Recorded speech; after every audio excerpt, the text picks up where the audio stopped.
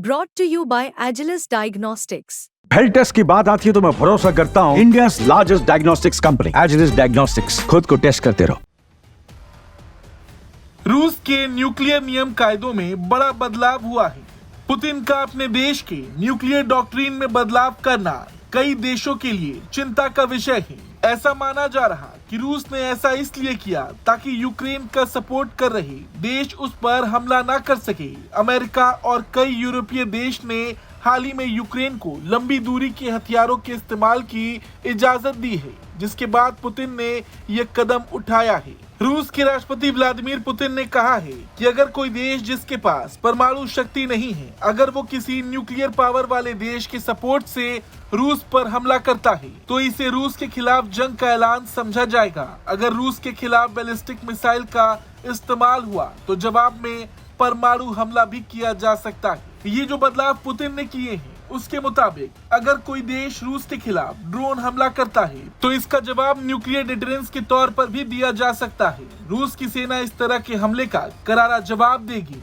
अगर रूस की सीमा पार करके कोई हथियार हवा या अंतरिक्ष से आता है तो इसे रूस के खिलाफ जंग मानी जाएगी। रूस ऐसे हालात में परमाणु हथियारों का इस्तेमाल कर सकता है। रूस को अगर लगा कि उसके देश को किसी से खतरा है तो वो न्यूक्लियर मिसाइल और मिसाइल डिफेंस सिस्टम को भी तैनात कर सकता है ताकि दुश्मन के हमले का मुंहतोड़ जवाब दिया जा सके। अंतरिक्ष से हमले की स्थिति में रूस अपने मिसाइल डिफेंस सिस्टम को एक्टिवेट करेगा।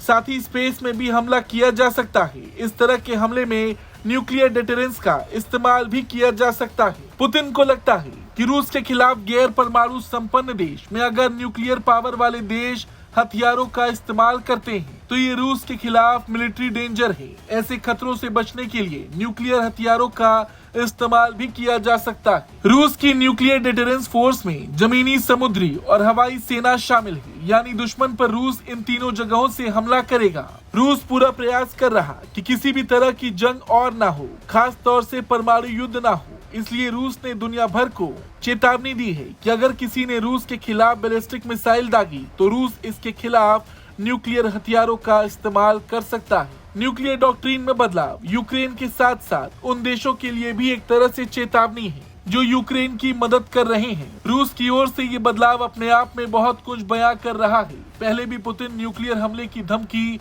खुले तौर पर दे चुके हैं और अब ये बदलाव कई देशों को चिंता में डाल देगा। ब्यूरो रिपोर्ट, भारत तक।